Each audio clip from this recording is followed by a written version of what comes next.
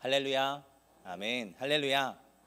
귀한 오후, 어쩌면 너무나도 피곤하고 또 그래서 쉬고 싶을지도 모르는 이 오후의 시간 가운데 하나님을 사모하는 마음으로 또 그 예배 가운데 하나님께서 주실 은혜를 기대하는 마음으로 나온 사랑하는 성도님들을 환영하고 축복합니다. 이 시간 하나님께서 은혜 주셔서 하나님의 놀라운 사랑을 말씀 가운데, 기도 가운데 경험하게 하실 것을 믿습니다. 여러분, 사랑은 보이는 것일까요? 보이지 않는 것일까요? 당연히 사랑은 감정이니까 보이지 않는 것이겠죠. 저도 그렇게 생각을 했었는데 아니더라고요. 사랑은 보이는 거더라고요. 8월 휴가 중에 저희 아버지 집에 아이들하고 같이 놀러 갔습니다. 저희 아버지가 상당히 무뚝뚝하시거든요. 말씀도 거의 없으시고 잘 웃지도 않으세요. 제가 아직도 기억나는 게 21살 때 아버지랑 단둘이 밥을 먹은 적이 있는데 그 밥 먹는 자리에서 3마디 했습니다. 아버지 건강하시죠? 잠은 잘 주무세요? 밥 먹자 하고 끝났습니다. 자, 그래서 그 이후로 아버지랑 단둘이 밥은 먹지 않습니다. 적어도 동생은 껴서 밥을 먹으려고 하고 있습니다. 근데 이번에 아이들이랑 아버지 집에 놀러 가서 이렇게 있는데 저희 동생네까지 같이 와서 이렇게 모여 있는데 동생이 이렇게 모인 김에 가족끼리 스티커 사진을 찍자라고 하더라고요. 우리 아버지 어떻게 하셨겠어요? 됐어, 니들이나 가라고 하셨겠죠. 너무 당연하지 않겠습니까? 한 번 더 이야기하니까 그때는 화를 내시더라고요. 아, 진짜 안 간다니까. 그래서 그냥 두고 나가려고 하는데 저희 아들하고 제 아들하고 딸이 할아버지한테 가더니 할아버지 스티커 사진 찍으러 가면 안 돼요 라고 하는 것입니다. 제 동생이 뒤에서 몰래 찔러가지고 시켰더라고요. 어떻게 됐을까요? 상상한 대로입니다. 금세 웃음꽃이 피시더니 주섬주섬 옷을 챙겨 입고 같이 나가시더라고요. 제 동생이 시킨 건 줄 알면서도 그렇게 하시더라고요. 그때 알았습니다. 아, 이제는 아들, 딸보다 손주구나. 그리고 또 알았습니다. 아, 사랑은 보이는 거구나. 우리 아버지의 그 사랑이 제 눈에 막 보이더라고요. 어떻게 감춰지지 않더라고요. 사랑하면 벌써 표정에서 드러나고 행동에서 드러나게 되죠. 제가 청년부는 다 밑에 내려갔으니까 하는 얘기지만 제가 청년부를 맡았을 때 청년들이 이렇게 아무래도 불타는 청춘이니까 왜 그 안에서 그 불꽃이 안 튀기겠습니까? 이게 서로 이렇게 사귀는 일들이 생기게 되잖아요. 그러면 꼭 비밀이래요. 다 비밀이래요. 어쩔 때는 저한테도 얘기를 안 해주더라고요. 근데 티가 다 나. 그래서 제가 야, 잘 사귀고 있어? 라고 이렇게 한번 물어봤는데 갑자기 표정이 싹 굳더니 정색을 하면서 어떻게 하셨어요? 어떻게 알긴 카톡 프로필 사진에 그렇게 올려놓고선 어떻게 알았냐고 얘기를 하면 사람은 사랑을 하면 그 사랑이 보입니다. 행동, 몸짓, 표정 모든 것으로 그게 드러나기 마련이죠. 그러면 여러분 조금 발칙한 질문이지만 하나님과 우리의 사랑은 어떨까요? 그 사랑은 볼 수 있는 것일까요? 우리가 하나님을 사랑하는 것은 우리가 하나님을 사랑하는 것은 예배 생활이나 경건 생활 혹은 삶에서 드러나는 어떤 모습으로 드러난다고 우리가 생각을 하죠. 그러면 하나님도 우리를 사랑하신대요. 그러면 하나님의 사랑은 우리에게 보여질까요? 어떠세요? 하나님의 사랑이 보이세요? 느껴지세요? 제가 이 질문을 하고 밑에다가 성도님들의 반응이 가늠이 안 돼가지고 빨간 글씨로 목소리가 작을까 클까 라고 빨간 글씨로 써놨는데 생각지도 못하게 한마디도 안 하시네요. 우리 중에는 하나님의 사랑이 크심을 믿으시고 보이심을 믿는 자들만 모인 줄 믿습니다. 여러분, 근데 사실 그럴 때가 있잖아요. 하나님의 사랑이 잘 느껴지지 않을 때, 하나님이 정말 나를 사랑하시나 질문하게 될 때 말입니다. 요즘 여러모로 참 힘든 날들을 살아가고 있죠. 전에는 살기 힘든다는 게 사실 잘 몰랐어요. 무슨 말인지 뉴스에서만 나오고 정치인들이 하는 이야기인 줄 알았는데, 근데 제가 요즘에 성도님들의 삶을 듣고 저도 어른이 되다 보니까 정말 한 분 한 분 다들 쉽지 않은 시간들을 보내고 계시더라고요. 경제적으로든 상황적으로든 관계적으로든. 이뿐입니까? 국제적으로는 전쟁이 끊이지 않고 세계 최강국이라고 하는 미국에서는 안타까운 총격 사고가 얼마 전에 있었다고 하더라고요. 그런 상황 속에 누군가는 이런 질문을 던지곤 합니다. 하나님 살아계신 것 맞냐고. 이 말을 다른 말로 하면 하나님이 정말 우리를 사랑하시냐 묻는 것이겠죠. 이런 고되고 험악한 삶의 여정 속에 하나님이 나를 사랑하시는 것이 좀 보였으면 좋겠는데 보이지 않고 느껴지지 않는다는 것입니다. 사랑하는 성도님들은 어떠신가요? 혹시 그런 질문 속에 괴로워하시는 분이 이 자리에 계시지는 않으십니까? 오늘 말씀은 그런 질문을 하던 사람들에게 그 하나님의 사랑이 여기 지금 바로 여기에 있다고 이야기를 합니다. 그 하나님께서 우리를 사랑하시되 진심으로 전심으로 사랑하신다고 말씀을 하고 있죠. 아니, 우리를 사랑하심을 넘어서 하나님 자체가 사랑이시라고 이야기를 하죠. 저는 이 말씀이 진리이고 진실이라고 믿습니다. 아멘이시죠? 바라기는 오늘 이 시간 여전히 변함없이 그리고 영원토록 우리를 사랑하시는 그 하나님의 사랑을 다시 한번 깨닫게 되는 귀한 시간 되기를 축복합니다. 그 하나님의 사랑이 어떻게 나타내신 바 되었는지를 보게 되고 가슴 깊이 느끼게 되고 삶 가운데 누리게 되는 귀한 시간 되기를 축원합니다. 오늘 우리가 함께 읽은 본문이 속한 요한일서는 요한 공동체를 향해 사도 요한이 쓴 편지입니다. 사도 요한은 5권의 신약 성경을 썼죠. 이 5권의 편지들은 사도 요한의 인생 말년쯤에 기록이 되었습니다. 연도로 하자면 대략 기원 후 80년에서 90년경 사이에 이 성경들이 기록됐죠. 그런데 재미있는 것은 특별히 여기에서 요한복음과 요한일서가 짧으면 5년, 길면 15년 정도의 기록의 차이를 두고 있는데 이 둘이 종말에 대한 관점이 조금 다르다는 것입니다. 요한복음은 종말을 어떻게 표현하냐면 이미 시작됐다라고 이야기를 합니다. 요한복음 3장 18절의 말씀 한번 같이 보겠습니다. 요한복음 3장 18절 같이 읽겠습니다. 그를 믿는 자는 심판을 받지 아니하는 것이요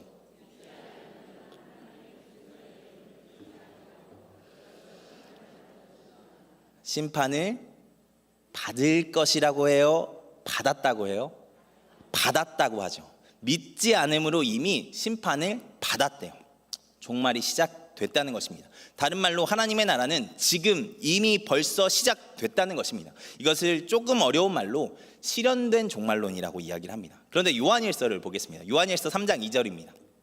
같이 읽습니다. 사랑하는 자들아 우리가 지금은 하나님의 자녀라 장래에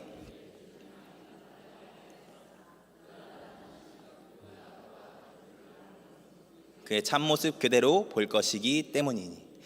장래에 어떻게 될지 아직 나타나지 않았대요.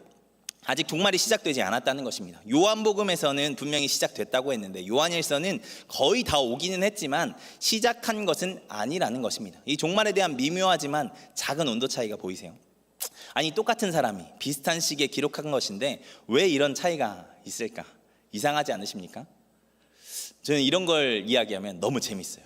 그래서 이런 것만 얘기를 하고 싶은데 표정을 보니 별로 안 재밌어 하시는 것 같아서 여기에서 제가 높아심으로 말씀드리면 이거 잘 이해하셔야 됩니다. 저 2단 아니에요. 저 우리 담임 목사님이 나오신 대학원 나왔고요. 우리 장로님들께서 이사로 계신 서울신학대학원 나왔습니다. 저 2단 아닙니다. 성경이 서로 다른 이야기를 하고 있다는 것이 아닙니다. 종말에 대해서 표현하는 방식이 다르고 강조점이 조금 다르다는 것입니다. 잘 아시는 것처럼 신약성경은 그 말씀을 처음 받아 읽었던 공동체의 상황에 맞게 기록되어 있습니다. 예를 들어 바울이 이야기하는 할례 문제를 한번 생각해 볼까요? 우리 바울 하면 할례 무조건 싫어라고 했을 거라고 생각을 하시죠. 근데 갈라디아서를 보면 디도를 분명 할례를 못 받게 만드는 것을 보면 분명 할례를 싫어하는 것 같습니다. 그런데 사도행전 16장을 보면 바울이 디모데에게는 할례를 받게 합니다. 그러면 이것은 바울이 한 입으로 두 말을 한 것입니까? 아니죠. 공동체의 상황과 영적인 필요에 따라서 다른 표현과 다른 행동을 한 것입니다. 디모데는 유대계 그리스도인들에게 가야 하기 때문에 그들에게 걸림돌이 될 만한 것들을 제거해야 했기 때문에 할례를 받게 한 것이죠. 요한일서와 요한복음의 종말론에 대한 문제도 이와 같은 것입니다. 그 공동체에 필요한 어떤 메시지 때문에 이 종말론에 대한 조금 다른 표현들이 있다는 것이죠. 그것은 그들이 처한 상황이 너무나도 그 가운데 급박하게 바뀌었고 그로 인해 요한복음과 요한일서 그 사이에 있는 시간에 많은 어려움을 겪어야 했기 때문입니다. 그래서 이 종말론에 대한 언급의 온도 차이가 조금 있는 것이죠. 지난주부터 수요예배 때 요한의 편지들 해서 같이 나누고 있습니다. 그때도 말씀드렸지만 이때쯤에 기독교가 공식적으로 유대교에서 정죄를 받아서 이단 취급을 받게 됩니다. 더 자세한 이야기를 알고 싶으면 옆에 수요예배 나오신 분 있으시니까 한번 찾아가서 물어봐 주세요. 어쨌든 원래 유대교 회당에서 그리스도인들이 모이기도 했고 또 거기에서 복음을 전하기도 했었거든요. 그런데 90년경에 있었던 유대교 안의 결의를 통해서 기독교가 공식적으로 이단으로 정죄를 받아 회당과 유대교 공동체에서 내쫓기는 신세가 되었습니다. 아마도 엄청난 정체성의 혼란이 있었지 않았겠습니까? 우리가 이단이라니 하면서 말이죠. 그런데 이런 혼란은 시작에 불과했습니다. 더 큰 문제가 그들을 기다리고 있었죠. 바로 로마 통치의 상황 속에 경험해야 하는 위기였습니다. 사실 당시에 유대교는 로마로부터 인정받은 종교였습니다. 그래서 황제 숭배와 같은 로마의 공식적인 제사에서 유대인들이 빠지는 것을 로마에서 공식적으로 허용을 해주기도 했어요.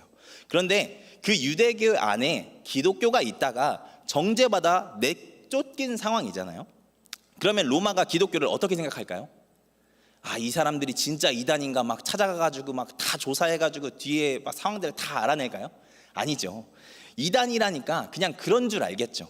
그래서 당시의 로마는 기독교를 불법 집단으로 규정했습니다. 해로운 집단으로 인식을 했던 것이죠. 그러니 그들에게 얼마나 가혹한 박해가 시작됐겠습니까? 그래서 어떤 이들은 땅 속으로 들어가 숨어서 신앙생활을 해야 하는 지경에 이르게 되죠. 결국 이 문제들은 기독교 공동체 안에서도 큰 문제를 일으킵니다. 분열의 문제들을 일으키게 되죠. 정말 엄청난 위기를 경험하던 시기였기 때문에 그 안에서 배반자들, 신앙을 배신하는 사람들이 막 나오기 시작합니다. 또 교리가 확정되지 않은 시기였기 때문에 수많은 이단적인 사상들의 공동체 중에 몇몇 사람들이 빠지기도 하죠. 그렇게 각자 자기의 소견에 오른 대로 하나님과 예수님을 믿기 시작했고 그 안에서의 분열도 심해지기 시작했습니다. 특별히 요한복음은 유대교로부터 정죄받은 직후쯤에 쓰인 성경입니다. 그래서 어쩌면 문제가 일어나기 시작한 것을 보고 이게 예수님이 말씀하신 것이구나, 이제 시작이구나, 하나님의 나라가 시작되는 것이구나 하며 절망보다는 오히려 기대감들이 그들에게 있었을지 모릅니다. 예수님이 말씀하신 그 새 시대의 시작의 모습이 그런 혼란으로부터 시작을 하니까요. 그런데 요한일서의 상황은 이런 문제의 상황이 생각보다 길어지는 것입니다. 유대교의 핍박은 물론 생각지도 못한 로마 정부의 핍박을 받아야 했고 그런 어려운 상황과 이단적 사상에 물들어 공동체를 이탈하는 사람들이 자꾸 많아지는 것입니다. 그런데도 오신다던 예수님은 안 오시는 것이죠. 지금쯤이면 오셔야 하는데 오실 기미가 보이질 않는 것입니다. 게다가 그들의 리더이자 그 지도자였던 사도 요한도 나이가 많아 죽을 날이 얼마 남지 않은 상태가 되었죠. 그런 상황 속에서 답답해하며 이런 질문을 했을지 모릅니다. 예수님 언제 오시냐고 말이죠. 그래서 요한일서는 참고 기다려야 함을 강조하기 위해서 요한복음보다는 좀 더 지연된 종말론을 이야기하는 것입니다. 그만큼 그들의 삶의 자리가 쉽지 않았으니까요. 이런 어려움의 시간 속 어떤 이들은 또 이렇게 질문했을지 모릅니다. 우리는 이렇게 어려운 상황 중에도 간절히 하나님을 찾고 모여서 예배 드리는데 하나님은 뭐 하시냐고 말입니다. 왜 하나님은 아무것도 하지 않으시는 것 같냐고 말이죠. 그렇지 않겠습니까? 그 핍박과 외면과 거절의 시간을 믿음만 가지고 하나님을 사랑함만 가지고 버티던 이들이 그들이었습니다. 그런데 하나님의 사랑은 보이지 않는 것입니다. 자꾸만 상황들은 꼬여만 가고 하나님이 도와주시는 것 같지 않은 것이죠. 그래서 그 당시 요한 공동체의 어떤 이들도 우리 중 어떤 이들과 같이 지금 삶 가운데 찾아온 고난으로 인해 이 질문을 했을지 모릅니다. 하나님 어디 계십니까? 하나님 정말 나를 사랑하시기는 하는 것입니까? 전에 이탈리아 로마를 방문할 기회가 있었습니다. 그때 정말 감사하게 카타콤이라는 곳을 방문했었습니다. 그곳은 지하 무덤이면서 그리스도인들이 숨어서 신앙생활을 하던 곳이었습니다. 기원전 100년경 그 전후로 카타콤이 생겼다라고 하더라고요. 그 안에 들어가서 이곳저곳을 들어가서 보다가 한 장소에서 가이드가 갑자기 멈춰서더니 불을 다 끄고 당시 카타콤이 얼마나 어두웠는지를 느끼게 해준 적이 있습니다. 그런데 너무 어두워서 내가 눈을 감았는지 떴는지조차 모르겠더라고요. 그렇게나 어둡고 공기도 통하지 않아서 답답한 그곳으로 당시 그리스도인들은 신앙을 지키겠다고 모여들었습니다. 그 모습들을 상상하니까 그때 저는 제가 그 시절에 태어나지 않아서 참 감사하다라는 생각들을 했습니다. 그리고 한편으로는 그들이 불쌍하다라고 생각을 했던 것 같습니다. 그곳에서 신앙생활만이 아니라 생활을 해야 했던 것이잖아요. 그들이 얼마나 힘들었을지를 생각하니까 안타깝더라고요. 그런데 얼마 전에 우연히 그 카타콤 안에서 돌아가신 분의 유언이 담긴 비문을 모아놓은 글을 한번 본 적이 있거든요. 그 중에 한 비문의 내용을 제가 지금 소개시켜 드리겠습니다. 실리시아의 셉티무스라는 사람의 비문입니다. 제가 읽어드리겠습니다. 하나님의 종 실리시아의 셉티무스 프레텍타투스, 가치 있는 삶을 살다 가다. 하나님, 저는 당신을 이곳에서 섬긴 것을 후회하지 않습니다. 오히려 당신의 이름에 감사합니다. 33년 6개월을 살고 주님께 영혼을 드리다. 34살, 너무나도 어린, 미래가 밝았을 그 나이. 그런데 그는 여기에서 뭐라고 이야기하냐면 당신을 섬긴 것을 후회하지 않는데요. 오히려 감사하대요. 사실 이 밖에도 많은 믿음의 고백들이 그 비문 안에 적혀 있는 것을 보았습니다. 아마 검색하면 잔뜩 나오실 거예요. 어렵고 힘들지만 이곳에서의 삶을 포기하지 않겠다는 고백도 있고요. 자신의 어린 자녀가 짧은 삶을 살고 죽었는데도 하나님 나라에 들어갔음을 확신하며 감사하는 글들도 있더라고요. 분명 객관적으로 그들은 지금을 사는 우리와는 비교할 수 없이 어려운 삶을 살았습니다. 빛도 없는 어두움 속에서 숨을 죽이고 좁디 좁은 통로 속에서 몸을 구겨 넣어 숨겨가며 살았다는 것이죠. 그래서 저는 그들이 살아갔던 환경을 보며 그들이 불쌍하다고 생각했습니다. 그들의 삶의 조건들을 보며 그들이 참 안타깝다라고 생각을 했습니다. 그런데 그들은 감사하대요. 이곳에서라도 당신을 섬길 수 있어서 감사하대요. 답답하고 괴로운 삶이기만 한 줄 알았는데 그 속에서 하나님의 사랑을 느끼며 평안하고 심지어 감사하는 삶을 살았다는 것입니다. 이 고백을 보니까 그들은 그 속에서도 분명 하나님의 사랑을 경험하며 살았더라고요. 천국을 경험하며 살았더라고요. 저는 하나님의 사랑을 보게 되는 것은 환경적인 것일 거라고 생각을 했습니다. 나에게 주어지는 좋은 조건이 하나님의 사랑을 보게 되는 하나의 통로, 관점이라고 생각을 해서 그것만 보고 있었는데 그게 하나도 없던 그들의 고백을 들어보니까 아니더라고요. 제가 그들을 불쌍하다고 생각을 했었는데 그곳에 살았던 그들이 만약 살아서 나의 비루하고 빈곤한 입의 고백들을 들었다면, 하나님 어디 계시냐는 우리의 질문을 듣는다면 정말 치근한 눈으로 우리를 바라보며 불쌍하다, 불쌍하다 하겠더라고요. 사랑하는 여러분, 누가 진짜 불쌍한 삶을 살고 있는 것입니까? 그들과는 비교할 수 없이 좋은 환경과 조건 속에서도 하나님의 사랑을 느끼지 못하고 살아가는 우리입니까? 아니면 처해진 상황이 어떠하든 살아가는 삶의 조건이 어떠하든 그 속에서 하나님이 자신을 사랑하심을 느끼며 그 사랑 안에 젖어 후회 없이 살아가는 그들입니까? 바라기는 우리도 그들과 같이 어떤 상황과 조건 속에서도 하나님의 사랑을 알고 느끼고 누리며 사는 은혜가 있기를 소망합니다. 우리를 정말 사랑하시는 그 하나님의 사랑을 지금 이 자리에서 경험하시기를 축복합니다.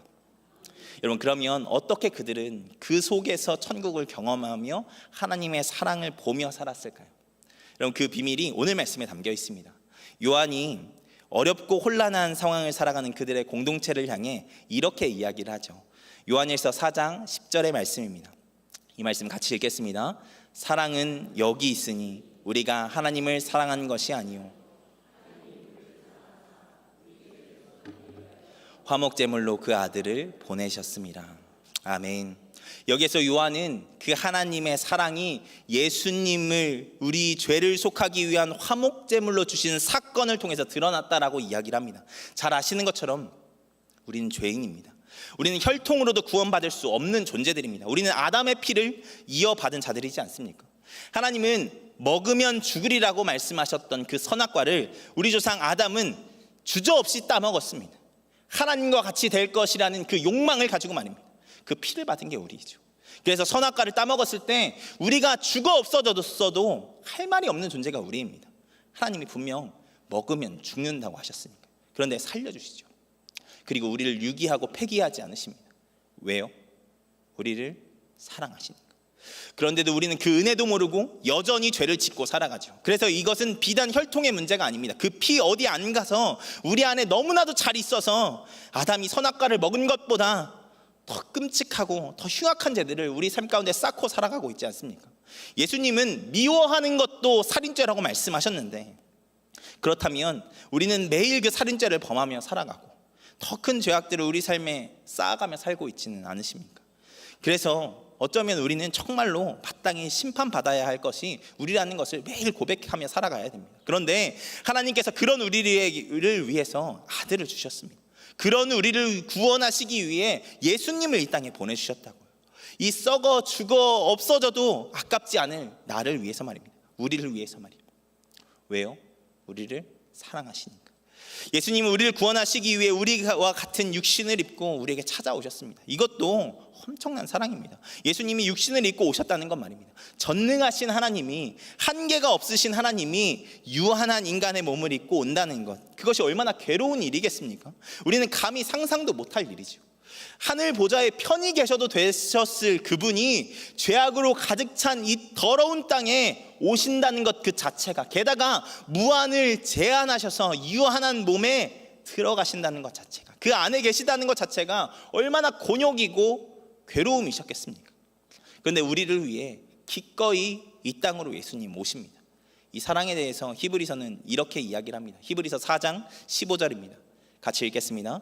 우리에게 있는 대제사장은 우리의 연약함을 동정하지 못하실 이가 아니요 모든 일에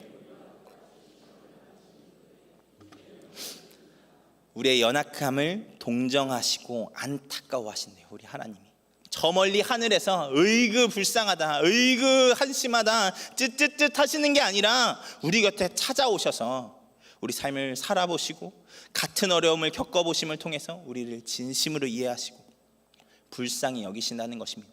그만큼 우리를 이해하고 진심으로 사랑하신다는 것입니다. 그리고 그렇게 불쌍히 여기시는 것에서 끝나는 것이 아니라 부끄럽다 못해 낯뜨거운 우리의 수많은 죄를 없이 하기 위해 기꺼이 십자가에 달리시죠. 왜요? 우리를 사랑하셔서, 우리를 포기할 수가 없으셔서, 너무 사랑하니까, 그것 말고는 방법이 없으니까 하나님이 그 사랑이 바로 이 십자가에서 만천하에 드러나는 것입니다. 할렐루야. 우리는 바로 이 사랑을 받은 자들인 줄 믿습니다. 이 사랑은 2000년 전에 끝난 사랑이 아닙니다. 지금도 우리를 위해서 달리신 그 십자가, 2000년 전에 그냥 죽으시고 끝나신 것이 아니라 2000년 후를 사는 우리를 위해서도 기꺼이 지신 십자가이니까요. 이것에 대해서 히브리서는 이렇게 이야기합니다. 히브리서 10장 12절 말씀 같이 보겠습니다. 오직 그리스도는 죄를 위하여, 여기서 뭐라고 이야기합니까? 예수님께서 우리를 위해 지신 십자가는 영원한 제사라고 이야기를 합니다. 우리의 죄를 위해 지신 그 십자가는 영원한 제사래요. 그때 한 번만 마음이 동해서 한 번 충동적으로 한 어떤 사랑의 행위가 아니라 우리를 위한 영원한 제사, 영원한 사랑의 행위라는 것입니다. 예수님의 그 피는 부활 승천하신 지 2000년이 지난 우리를 위해서도 흘리신 피니까요. 그것은 2000년 전에 끝난 것이 아니라 여전히 우리 앞에 있는 영원한 제사라는 것입니다. 그래서 지금도 여전히 자격 없는 우리가 십자가의 피로 구원을 받아 은혜를 입고 하나님의 존전에 담대하게 나갈 수 있는 것이지 않습니까? 그 십자가의 사랑은 끝난 게 아니라 지금도 여전히 우리를 위해 드려지는 영원한 제사이니까요. 우리는 매일 매시간 그 십자가의 앞에 있다라는 것을 여러분 기억하셔야 합니다. 그 십자가의 사랑으로 이 자리에 있다는 것을 여러분 기억하시며 사는 자들이 되셔야 합니다. 매일 하나님 앞에 부끄러운 삶을 살지만 여전히 우리를 버리지 않으시고 구원하시며 구원의 삶을 살게 하실 뿐 아니라 영원한 하나님 나라 안에 거하게 하시는 하나님의 사랑이 바로 그 십자가에서 계속 빛나고 있다는 것이죠. 요한일서는 바로 이것을 이야기하는 것입니다. 하나님의 사랑이 여기 있다는 것이죠. 이것이 하나님의 사랑이라는 것입니다. 그런 하나님의 사랑 앞에 어떻게 감히 우리가 먼저 하나님 사랑했고 우리가 더 하나님 사랑하는 것 같다라고 이야기를 할 수 있겠습니까? 그래서 사랑은 여기 있으니 우리가 하나님을 사랑하는 것이 아니요 하나님이 우리를 사랑하사, 하나님이 우리를 사랑하사, 우리는 그 하나님의 사랑을 받아 구원받은 자들인 줄 믿습니다. 이미 그 사랑을 우리가 보고 만진 바 된 줄 믿습니다. 다만 어쩌면 우리가 그 은혜를, 그 여전한 그 사랑을 잊은 것인지도 모르죠. 그 카타콤베의 어둠 속에서 예배를 드리던 그들은 기억하고 있었을 그 은혜를, 하나님의 사랑을 기억하며 그 환난의 시기를 결국에는 이겨냈을 요한 공동체는 기억했을 그 은혜를, 우리보다 더 안 좋은 조건과 상황 속에서도 믿음을 지켰던 믿음의 선진들의 기억하던 그 사랑을, 그 은혜를 우리는 잊고 살기 때문에 하나님의 사랑을 보지 못한다 하는 것이지 않겠냐는 것입니다. 설교의 대가로 알려진 스펄전 목사님이 어느 날 서재에서 흐느껴 울고 있는 것을 그의 아내가 보고 깜짝 놀라서 질문했다고 합니다. 여보, 무슨 일이에요? 무슨 일 있어요? 왜 울고 있어요? 그때 스펄전 목사님이 이렇게 대답을 했다고 하죠. 십자가를 생각해도 더 이상 눈물이 나지 않아. 십자가를 아무리 생각해도 묵상해도 내 마음에 감동이 없어. 십자가의 감격을 잃어버린 자신이 너무 부끄럽고 하나님 앞에 너무 죄스러워서 그 사랑의 감격이 너무 그리워서 흐느껴 울 수밖에 없었던 것입니다. 예수님의 사랑, 그 십자가의 사랑, 그 영원한 사랑은 여전히 우리 곁에 있는데 어느 순간 그것이 너무 당연해져서 더 이상 사랑으로 느껴지지 않는 것에 괴로워 울어버린 것이죠.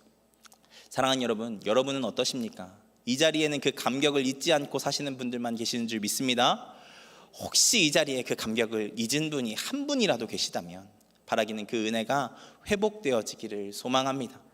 하나님의 사랑은 성육신과 십자가로 이미 만천하에 드러났습니다. 여전히 드러나 있습니다. 우리가 너무 그 사랑이 당연해져서, 그 사랑이 익숙해져서 보지 못할 뿐, 하나님의 사랑은 여전히 너무 잘 보이게 우리 곁에, 우리 안에 있습니다. 여러분, 우리가 부모님이 살아계실 때는 사실 그 사랑을 잘 모를 때가 많잖아요.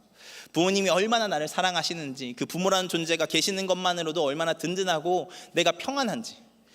철이 없을수록 왜 우리 아버지는, 우리 어머니는 잔소리가 그렇게 많을까, 나에게 엄하시고 고집불통이실까 하며 불평을 하곤 하죠. 그런데 막상 부모님이 돌아가시고 나면 그제서야 알지 않습니까?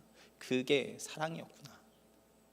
너무 엄마 아빠가 있는 게, 어머니 아버지가 있는 게 당연해서 항상 계실 것만 같아서 몰랐는데 그게 사랑이었구나.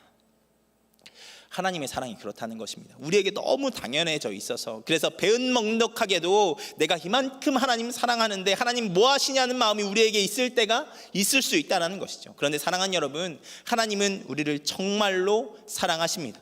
우리가 하나님 사랑하는 것과는 비교도 할 수 없을 만큼 우리를 사랑하십니다. 감히 우리가 사랑한다 할 수 없을 만큼 큰 사랑으로 우리를 사랑하십니다. 예수님의 십자가는 2000년 전에 끝난 하나의 사건이 아니라 지금도 우리를 사랑하고 계시는 증거인 줄 믿습니다. 2000년 후에도 있을 나를 위해서, 그리고 그런 나의 부끄러운 삶에도 나를 구원하시는 하나님의 사랑이 있기 때문입니다. 우리는 그 사랑을 힘입어 지금 구원을 얻고 하나님의 존전 앞에서 예배를 드릴 수 있는 것입니다. 하나님의 사랑은 변한 적도 감춰진 적도 없습니다. 우리가 그 하나님의 사랑을 잊은 것이죠. 바라기는 이 시간 그 하나님의 사랑을 깊이 알고 회복하는 은혜가 있기를 소망합니다. 여전히 지금도 우리와 함께 하시며 사랑한다 말씀하시는 하나님의 음성을 비로소 듣게 되는 우리가 되기를 소망합니다. 그래서 우리도 카타콤베의 그 그리스도인들처럼, 또 사도 요한처럼, 그리고 수많은 믿음의 선진들처럼 어떤 상황과 조건 속에서도 하나님의 사랑을 신뢰하고 고백하며 살아가는 자들 되시기를 주님의 이름으로 축원드립니다. 기도하겠습니다.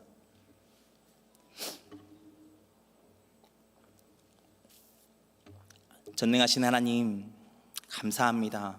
하나님이 우리를 얼마나 사랑하시는지, 그 사랑이 얼마나 큰지 하나님, 우리가 말씀을 통해서 듣고 배웠습니다. 사실 이 설교를 준비하며 부끄러운 제가 너무 두려웠던 것은 내 새치어와 나의 언어로는 그 하나님의 크신 사랑을 다 담을 수 없어서, 다 전할 수 없어서 그것이 너무 괴롭고 어려웠습니다. 그런데 하나님이 하시면 그 하나님의 지금도 여전히 우리를 향해 끊임없이 부어주시는 그 사랑을 지금 이 자리에서 느끼게 하실 수 있는 줄 믿습니다. 하나님께서 함께하여 주시고 역사하여 주시어서 우리 사랑하는 성도님들 삶의 현장에서, 또한 기도의 자리에서 우리를 여전히 사랑하시고 우리와 영원히 함께 하시는 그 하나님의 사랑을 느끼고 누리고 또 회복하는 귀한 역사가 우리 성도님들의 삶 가운데 있을 수 있도록 주님께서 붙잡아 주시옵소서. 그리하여서 삶 가운데 우리의 환경과 조건을 보는 것이 아니라 우리와 함께 하시는 그 하나님의 사랑으로 말미암아 만족하고 담대하게 살아나갈 수 있는 우리 모두가 될 수 있도록 주님께서 붙잡아 주시옵소서. 그렇게 하나님께서 함께 하시고 역사하실 것을 믿고 예수 그리스도의 이름으로 기도하였습니다. 아멘.